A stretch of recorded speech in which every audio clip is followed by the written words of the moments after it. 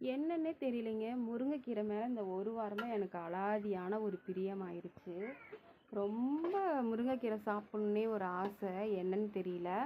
அதனால சித்தி வீட்டில் போய் டக்குன்னு முருங்கைக்கீரை ஒடிச்சிட்டு வந்து வெங்காயம், வரமிளகாய் இதெல்லாம் போட்டு செய்கிறதுக்கு லேட் ஆகும்னு சொல்லிட்டு நான் என்ன பண்ணேங்க, முருங்கைக்கீரையை மட்டும் ஒடிச்சிட்டு வந்து அதை மட்டும் நல்லா அலசிட்டு அடுப்பில் வச்சு உப்பு எண்ணெயும் ஊற்றி வெந்துட்டுருக்குங்க. இந்த மாதிரி உப்பும் எண்ணெயும் ஊற்றி செய்கிறது வேறு லெவல் டேஸ்ட்டாக இருக்குங்க. நான் ஏற்கனவே நிறைய தடவை செஞ்சு சாப்பிட்டு பார்த்துருக்கேன்.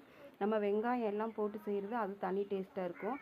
இந்த மாதிரி சாதாரணமாக நம்ம சிம்பிளாக செய்கிறது எங்கள் வீட்டில் வந்து எங்கள் கிராமத்தில் டக்குன்னு ஏதாவது சாப்பிட்ணுன்னா டக்குன்னு அந்த முருங்கைக்கீரையை உருவி இந்த மாதிரி உப்பு எண்ணெயும் மட்டும் போட்டு சாப்பிட்டு பாருங்கள், சூப்பராக இருக்கும். வெங்காயம், தேங்காய் இதெல்லாம் போட்டால் தான் சாப்பிட முடியுங்களா? அப்படி கிடையாதுங்க. நம்ம வீட்டில் எண்ணெய் இருக்கோ அதை வச்சு சாப்பிட்டாவே மனசு நிறைவாக வயிறும் நிறையும். ரொம்ப சூப்பரான டேஸ்ட்டாக இருக்கும்.